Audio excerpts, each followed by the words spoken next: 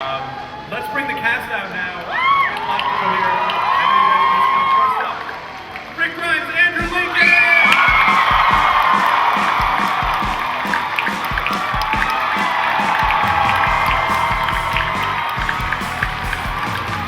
That's Michelle Denai-Gurira.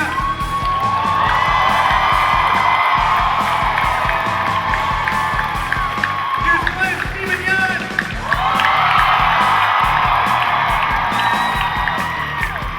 And Maggie Lawrence Cohen.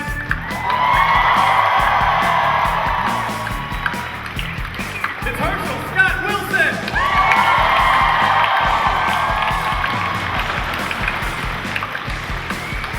That's Tyrese Chad Coleman.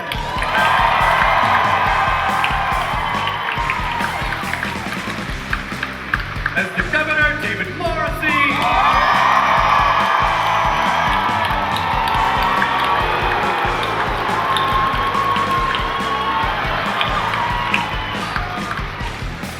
And, of course, Norman Reedus.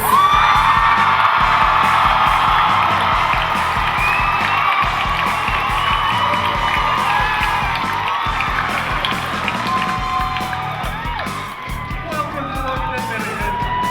So, let's settle. I know, they're dreaming. Andy, let's start with you. So here's my question I want to know what Rick was thinking. Why, at the end of last season, go back to the prison? Why not stay in Woodbury? Why do you think he brought all the people back to the prison? Yeah, very good question. And I'm not sure that I can answer it because we answer it in this season. Oh. Yeah. Damn it! Yeah. Is that right? That's a good question, yeah. Do you think that your relationship to Carl at this point, do you think he's totally slipped away, or do you feel like there's still a little something left to salvage? I think that the relationship with Carl is integral to the beginning of this season, certainly for Rick, and him turning into a sociopath at the end of the season definitely woke him up, for his parenting duties. So yeah, I think you find Rick in a completely new place at the beginning of this season. He's trying to repress his brutality, and he's renounced quite a lot of responsibilities and leadership for the sake of his children. So yeah, it's certainly for me, it was a very different experience beginning this season. Yeah. What about you, Denai? I mean, what happened with Andrea? You started to see at the end of last season Michonne really warming up to everyone, and then this horrible thing happens at the end, and where do you think that leaves her emotionally? Well, I think the great thing was that she had actually started to become part of a community, and the beautiful thing that Andrea gives to her as she's dying is she says it's great that you found them. And there is that understanding that you found a group of people, the group that I spoke to you about, the group that I trusted myself with, and now you're a part of them. And I think that was kind of a parting thing between them that was affirming that Michonne was in the right place. Can she have room for emotions? Do you think she can still be the sort of warrior that she needs to be, but still let people? She's every woman, babe. She has room for all that.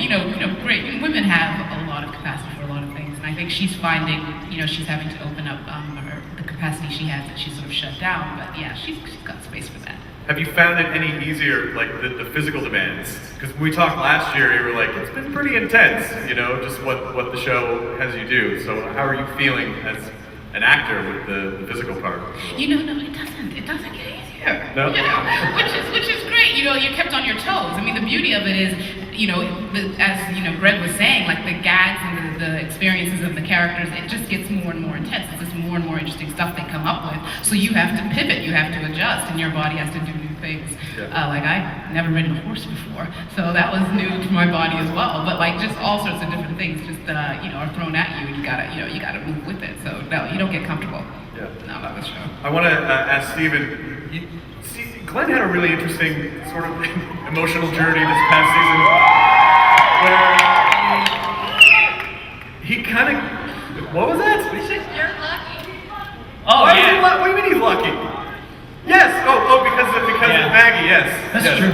It's very true. He sort of heckled Glenn. You know, these are not. It's not a documentary. The Walking Dead's a scripted show. She just clapped his mouth shut. He means well. But I feel like Glenn sort of went through this kind of.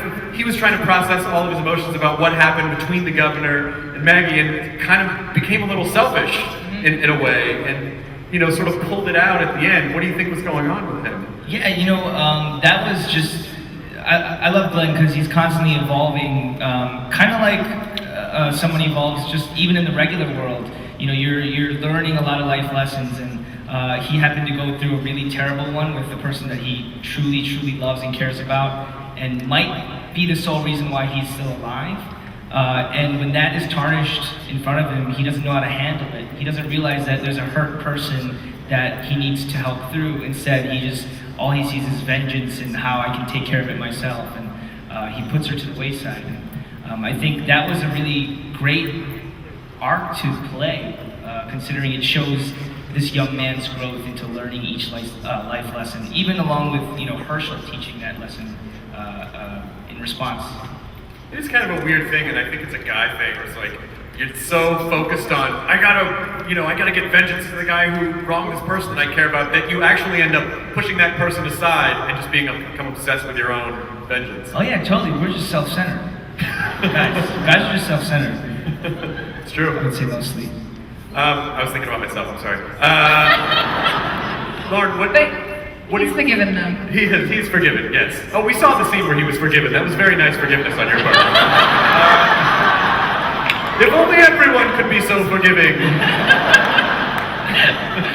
But it almost seems like that Maggie was dealing with what happened with the governor better than Glenn was dealing with it. What did you see from her point of view during those episodes? Yeah, I think that Maggie wanted to move on a little faster, and she knew the way that women do, that it's better to just kind of live in that moment and to not spoil what they had saved by the vengeance or the regret.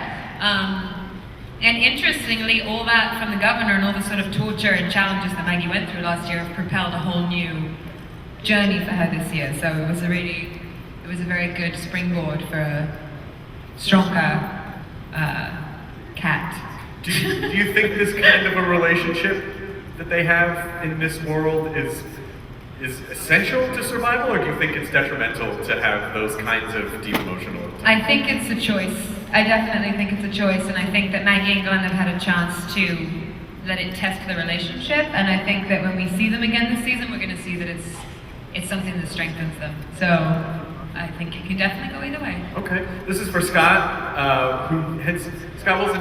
Herschel's sort of become the moral compass of the group now, and so how do you feel that his evolution or his role within the group might change in the fourth season? Do you think that's going to grow, or at a certain point is it going to be like, screw it, do whatever you guys want? I said this earlier today.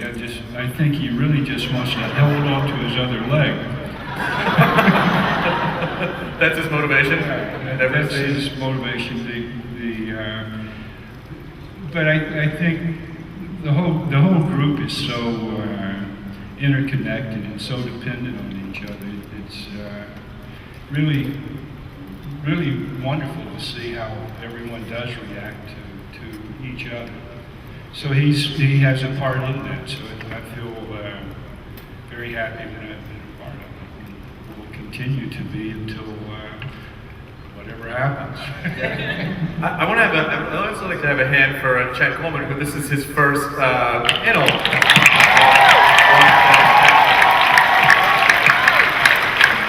Tyrese is a very important character in the comics, and someone that people wanted to see, and you're finally him. Yeah. And so, Yeah, I am. So, how did it feel coming into this group that was already sort of formed? Did you kind of slide right in, or was there an adjustment period, or how do you as an actor fit into the group, and then where do you think Tyrese fits in? Well, as an actor, this is an amazing group of folks, as I said before, with a lot of integrity, talent, and artistry, and any actor would want to be in that home with the type of writing and the performances and the production. So, you know, it's a high level, and it's where any actor would want to live. You know, these are the challenges you want. You want actors who inspire you, writers who inspire you, you know, and you want to be a part of something that fans appreciate on the level that you guys do. So, so as far as that's concerned, man, these guys welcome me with open arms, and I'm grateful for that. As far as Tyrese, on a certain level, you know, Tyrese is still trying to find out how he fits in, you know, and like what are the rules of engagement for him, you know, in this dilapidated world we're living in, and you know, how to negotiate, you know, his place in his family, and how to negotiate the outside world that's crashing in. So I think he's still trying to find out, you know, find his footing. Yeah. For all intents and purposes, he seems like he's a good guy and he's motivated to try to do the right thing. But how do you think you figure out what that is when the sort of moral and ethical axis of the world is not the same? Absolutely. I mean, that's the question that he's plagued with. I don't get the sense that he's, you know, gratuitous violence, you know, he says, I sense that he really needs a strong reasoning behind why he does what he does, but this world just won't let him operate that way. And, you know, no one goes unscathed, and eventually, you know, can of whoop ass might get popped up. All right, so this is for David Morrissey down at the end. I feel like, whenever we sort of do these panels and have these, I'm over here. Whenever we do these panels and have these talks, and it would sort of come up like, someone would say, oh, the governor's a bad guy, or the governor's a villain, you would be kind of offended. You'd be like, no, he's not. No, he's not. But wait a minute, some shit happened at the end of last season that I think would indicate the contrary to your statement. Has he finally broken, do you think? Well, you know, I mean, I think at the end of last season he was in a very dark place, and he sort of did some bad things, turned on his own people. But he feels like they betrayed him, you know, and that's just not going to go down well with the governor, you know.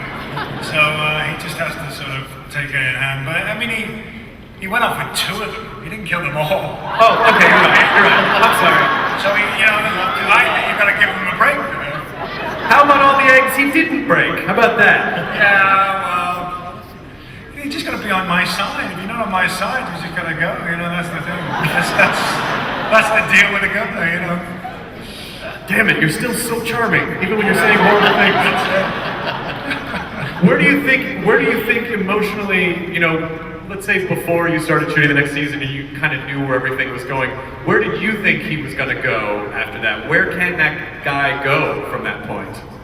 Well, that's the question. I mean, I think even in 316 we saw him at the immediate aftermath of what he did, and I think, you know, it was a very spontaneous action. It was like he went into trauma. It was something happened to him, something switched. I mean, he wasn't a particularly rational man before that, but I mean, you know, just as he's thwarted in his desire is to take the prison. It doesn't work, and he sees his soldiers sort of running away, keep, you know, turning their back on him, and he has to do something. And a switch goes off in his head, and I think what we do is we see him dealing with what that switch is. What is it in him and around him that makes that switch go down, and he has to deal with that. Yeah. So this last is for Norman. Down at the end. Norman, I feel like we saw Daryl a tremendous amount of growth and integration into the community. Honestly, I got choked up with that scene with you and Merle where you're defending Glenn. You're like, he's Korean, man. I was like, stop it, you're killing me. Like, it was such a lovely moment. He's really become a part of the group, and seeing the juxtaposition of him to Merle shows how far Daryl's actually come. What was that like for you? Yeah, I mean, when I read the script with Merle dying, I thought, man, this day's gonna suck, you know? But, you know, the thing is, he was sort of doomed to become mini Merle, you know, and I wanted to play him like I grew up, you know, embarrassed that he's racist and that he takes drugs and stuff. And, you know, without Merle around, he can sort of find this sense of self-worth that never would have found if this apocalypse didn't happen. So, you know, the relationships he has with these people is the glue that keeps him there, because he doesn't need to be there. He can hunt, he can find his own food, he can protect himself, but these people are this family, you know, that he never had before. But he's definitely grown up a ton. I mean, all the characters, and it's super interesting to be on the inside and see what everybody brings to these characters, because nobody's the same as they were in the first season, you know? So it's a real delight for me. Yeah, so for Andy, obviously I think there's a risk of getting to a point in that world where you don't want to let new people in. And essentially what you've done at the end of last season is just let a ton of new people in that you don't know who they are. And so you kind of have to trust at that point. I think so, and I think the death of Andrea combined with what happened with my son, with Carl, definitely was the catalyst to bring him to that point. And he realized that the brutality and pushing people away of season 3 really wasn't working for him, and it was sort of cataclysmic for his family. And so yeah, I think when we meet them all in season 4, there is a whole new community in the prison, and an incredible friction and tension between certain characters, and it makes for incredible character-driven scenes, and it's been great. Denai, at this point in the lives of the characters, is there any shred of hope? And if there is, what is that? Or do you think they're just like day to day, they're surviving? Will they ever get to be comfortable again?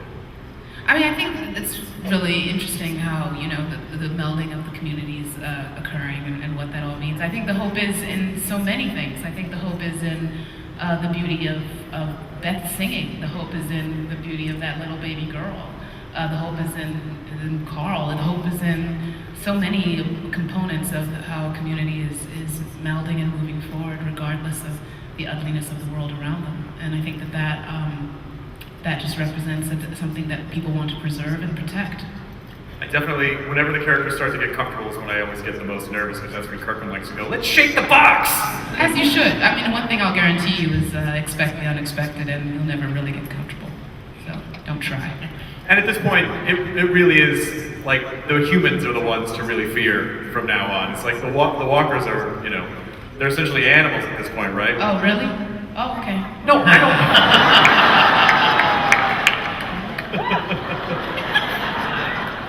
But a walker can't turn on you. You know what's coming at you, you know?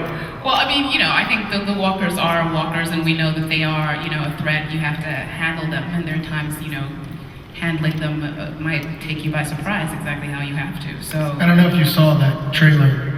Yeah, I did. Pretty dangerous.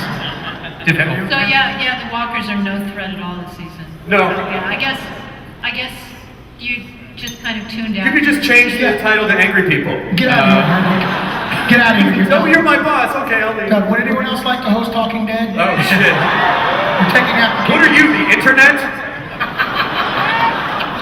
What are you, Reddit?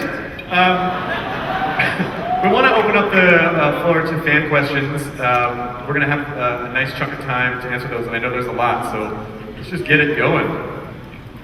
Hi. Run to the mic. Hi, What's your name? Sky. Hi, Sky. What's your question?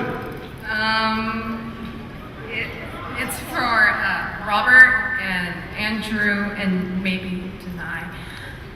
I was just wondering if, you know, since Andrea is dead in the book now, and in the show. A few people out there were worried just now, I think. And they were still together in the book. Is there a possibility that Michonne and Rick can get together? Oh.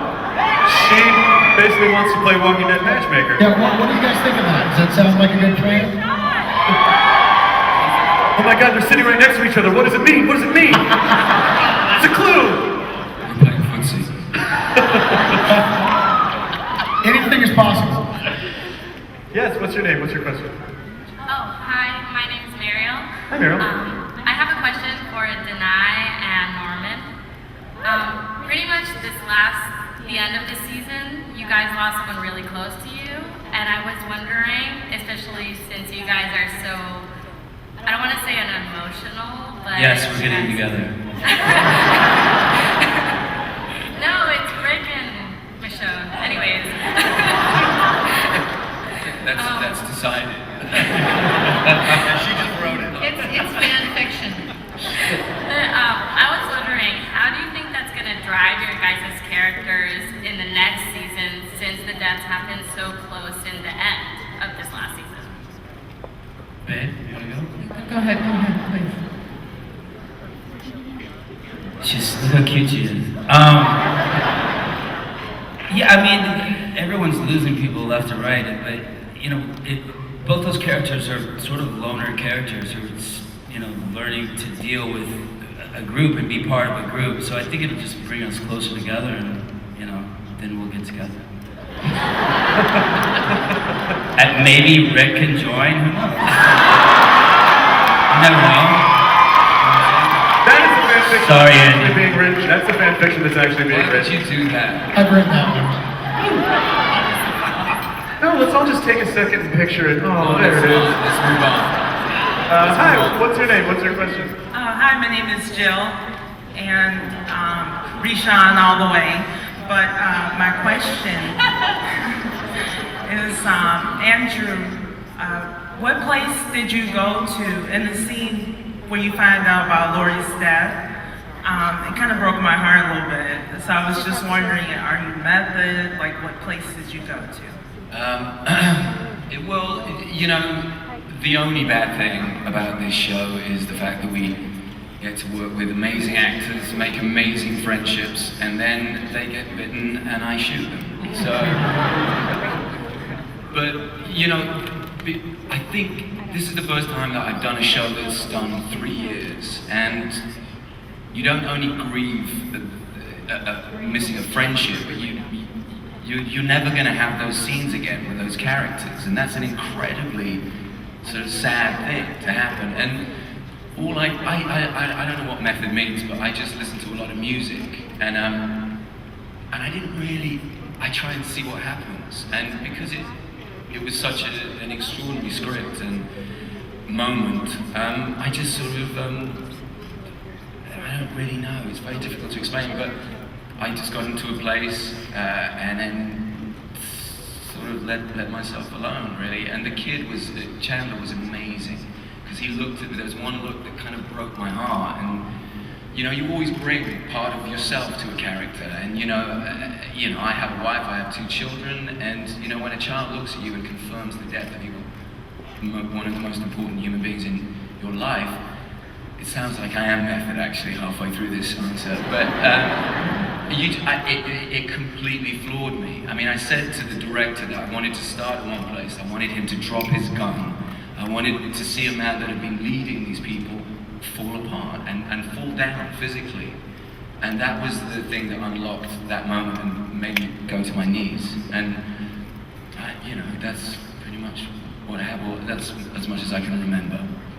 And do you feel like Rick's back, right? I mean, it was a little touch and go there for a few episodes where he seemed like he was loosely tethered to reality. Yeah, and I think that you know, Scott and everybody's touched upon it, is that we, by circumstance, these human beings are thrown together and become this, I was going to say fucking then, but... That's a good thing you didn't say it. Because it says, please be aware that members of your audience may be under 18 years of age. That doesn't matter, they have the internet, they've seen worse. I'm glad I didn't say that.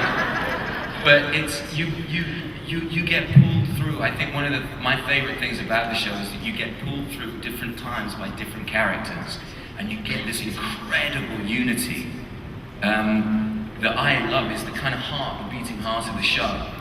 And Herschel, all of these characters, Michonne, the burgeoning relationship and romance between Rick and Michonne. Which was just announced at Comic-Con. Yeah, that's just happened. No, these things, you know, are I agree. I think he's been pulled out of this terrible place, you know, by these human beings. Right. Okay, next question. Hi, what's your name? Hi. What's your question? So the last season, we see like how Lori passes, And like we all know that you guys are like a tight-knit group. Like how does the whole cast feel when one of the characters has to make an exit?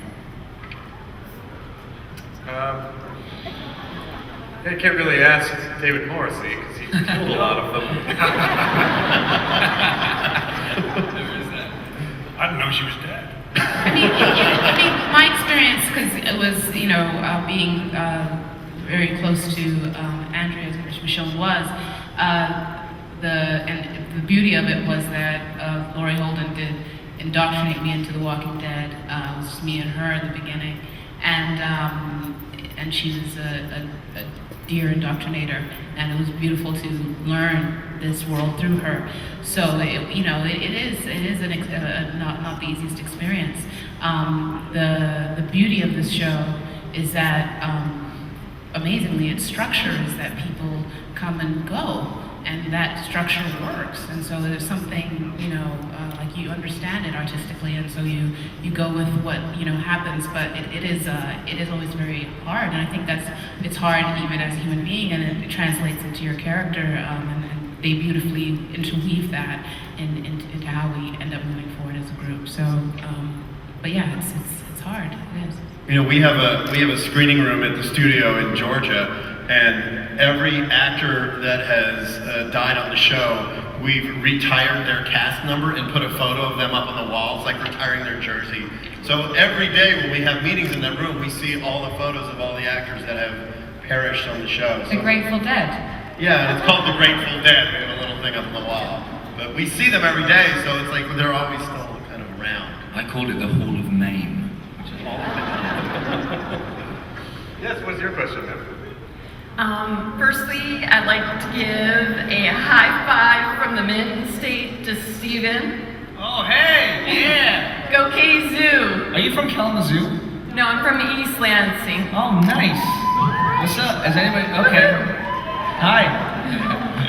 Okay, my question is, what do you like most about playing characters that are morally and physically evolving as the story arc progresses? That's a good question, Chris. I'm very lucky to play this character for multiple reasons, but one important part is the fact that the stark difference between season 1 Glenn and season 3 Glenn, and the continual evolution of Glenn even into season 4, and for me, it's an actor's dream to be able to do as many different things as I've been able to do. I've been able to play like kind of the comic relief or the quirky weird kid, and then I've been able to play the action scenes, and then also play the hyper emotional and then love scenes, and it's been really awesome. And so like kind of Denai said, there's this magic that happens with you and your character, especially with television, that you're with your character for so long over the course of such a long story that you start finding parallels to real life and how the story goes in the show. So an instance would be when Dale goes, that was rough for Glenn, because I only imagined how many conversations that Glenn and Dale had in the RV about how to fix things, or what books to read, or just little tidbits of knowledge. And the amazing thing is Jeff did the same thing for me. So we would have dinners, just him and I remember he bought me a bunch of Shakespeare, and he was like, read this, and study this. And to me, when he left, I remember I was really nervous for that scene where it was me and Laurie Holden at the RV, and I was like, oh man, I don't know if I can conjure up this type of emotion. But then it was just, boom, like waterworks, like so easy, because all I had to do was play the moment, which is Dale is gone, but Jeff is gone, and it was so brutal. So it's this crazy journey that I think all of us take, and everyone evolves, and I think that's the beauty of the show, for I think the audience to latch onto one character and say, oh, I'm that guy, and then just follow his evolution. And it's beautiful for us because we get to play everything. It's awesome. I like the distinction between season 1 Glenn and season 3 Glenn. Because season 1 Glenn's sort of like, oh, he's this kind of nerdy kid. You could tell he's brave, but he's still a little scared of the world. And then season 3 is like ripped. Like that scene. Like, no, come on, seriously. Seriously. Just the scene where Merle throws the walker in and you're just you the chair was not only a performance but also the physical performance was fantastic. So have you been training? How did you get prepared for that? You know what's cool is like it's in the same regard the parallels with real life.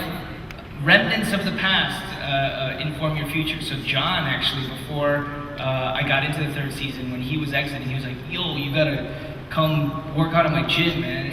He boxes. Is that John Bernthal impersonation? Yo, bro. Yo, you gotta box, bro. That's how he talks. It's uncanny. Yeah, it's really good. He's from cartoons. But he was like, "You need to work out at my gym, and it'd be fun to just box." And I got into it, and it just kind of followed suit that way. And so, past characters coming in real life to inform your evolution, it's all really kismet and weird. Okay. Oh, look, the Walking Dead cast is going to ask the Walking Dead cast a question.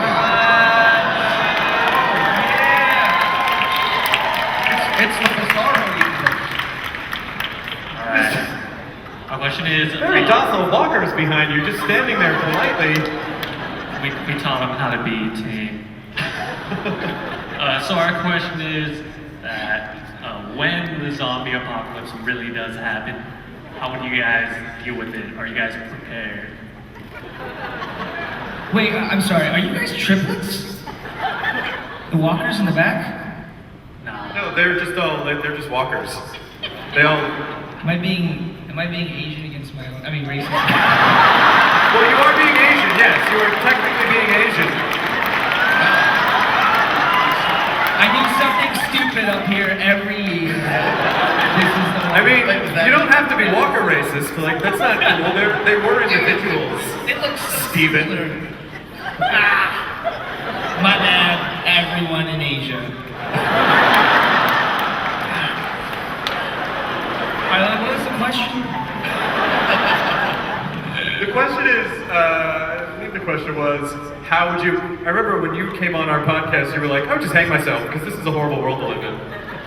I regret answering that because I do get this question a lot, so I'm oftentimes saying, "Oh, I would kill myself," and I'm like, I'm not like a depressed guy. I don't know that I would do that, but it seems like the thing to do if you did have to face living in this world. Yeah. I wouldn't want to be fighting zombies all day long and being scared. And scared doesn't sound fun. No, not. So you wouldn't want to live in this world that you created. It's too. No. I think I don't know if I'd hang myself. I'd probably jump off a high place because then you'd have that free fall sensation. Oh yeah. So and that sounds fun. 2 seconds of whee, and then it's over. Oh, I should have done some parachuting before I got to this. Andy, what about you? Do you feel like you are prepared for the impending apocalypse? I would like to think. No, I'd be useless actually. But Chandler Riggs, on the other hand, who sadly can't be here, but he's grown up. This boy is a beast now, and his voice is about an octave lower than when you last saw him. I've actually got to drop my voice in scenes now to make it match. But yeah, I'd stand behind Chandler Riggs. What about you, Norman? What would you do with the apocalypse? I would take over a hotel, spray paint myself silver, run around in circles naked, and watch South Park. I'm not gonna lie, that's probably the best answer I've ever heard. Yeah. Woo! Till it's over. I'm so glad that in your world, South Park is still on. Like, somehow they managed to keep it alive, Matt and Trey. Thank you, Walking Dead cast. Yes, what is your name, sir? I wanted to ask a question to Andrew and David.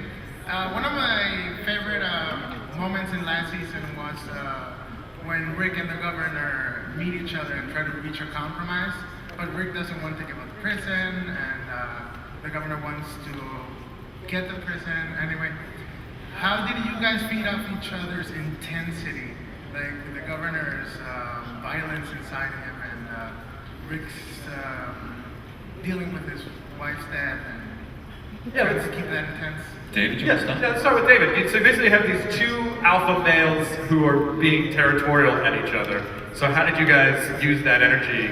Well, first of all, when the script arrived, I came on the show because I was such a huge fan of the show, and the actors in it, and then I got here, and there's quite a lot of them I didn't get to work with. I didn't get to work with Norman and Andy as well, and then when that scene came, I was like, right, I get to work with Andy. That was my big thing. I wanted to work with him so much, and here it was. And also the scene was so well written. And then, unusually for us, it was in one location. We weren't rushing around everywhere, so we had a bit more time with that scene. But we never talked to each other. We never talked to each other outside of doing the lines. Actually being in the scene, we sort of ran it a bit, but we didn't have much chat outside of the scene itself. We sort of kept ourselves to ourselves. And I remember it was a bit like doing a play. It was a bit like, there we were, we knew the lines and we just ran it. David, who directed it, was wonderful and sort of, filmed us doing it. But it felt like a little bit more like being in the theater, really. But it was for me, it was just a great chance to work with Andrew Lincoln, who I've been a friend of for a long time, but a fan of for even longer. And it was just great to be in a scene with him finally. So that's what it was like for me. What about you? Pretty much the same thing. It was we just left ourselves alone, and it was kind of edgy that day, and there was quite a good energy on set, which was combative. And funny enough, a lot of the crew were wearing crew shirts that had Rick Grimes on the back as well. So there was this bit of. But they were not. Yes, they were. They sure were not. That was just... five Rick Grimes. There were 5. No, they weren't. They all had a patch on. See, this is why I didn't talk to you. My memory is they had a patch on. Even the DOP, when he was doing your voice, had a patch on. And David just pulls the gun that's taped onto the panel. I was so angry about that gun because I could see it every take. I was like, "That's your gun, man." Yes, next go up to one more question.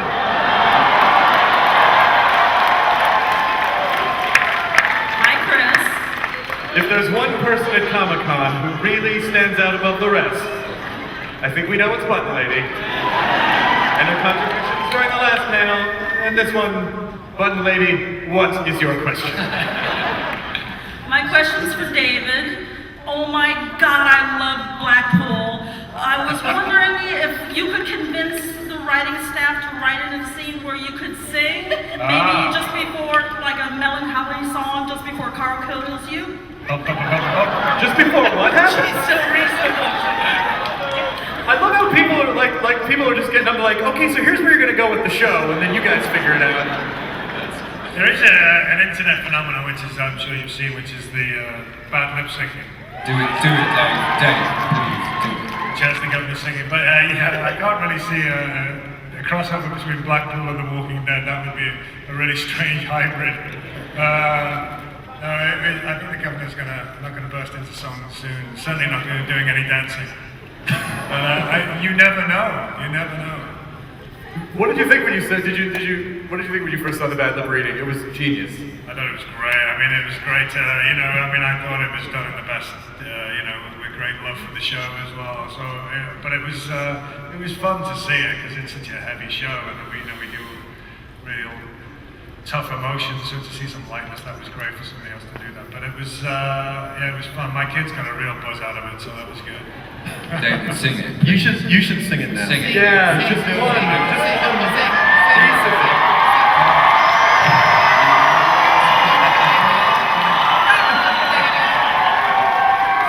That's how we do it on Broadway. Will you guys please help me in thanking the executive producers and the cast of The Walking Dead.